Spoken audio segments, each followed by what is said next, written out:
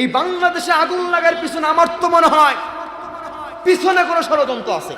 গতকাল ঢাকা এয়ারপোর্টে আগুন লেগেছে, সবকিছু তছনছ হয়ে গেছে। আজকেও কয়েক জায়গায় আগুন লেগেছে, লাগছে না? এই বাংলাদেশে আগুন লাগার পিছনে আমার তো মনে হয় পিছনে কোনো ষড়যন্ত্র আছে। আমি বলতে চাই, এই আগুন লাগার পিছনে যারা দায়ী আছে প্রত্যেকটা মানুষকে তদন্ত করে বের করতে হবে। আর যারা তদন্ত করতে যারা অবহেলা করবে এদেরকেও বিন্দু পরিমাণ ছাড় দেওয়া হবে না। এই বাংলার জমিনে যারা অশান্তি সৃষ্টি করতে যাচ্ছ, হুঁশিয়ার করতে চায় এই বাংলার মুসলমানেরা স্বৈরাচারকে হটায় অভ্যাস আছে।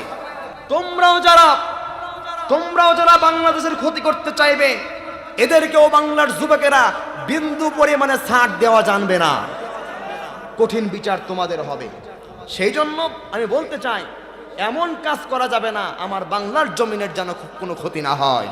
কথা বলেন ঠিক না?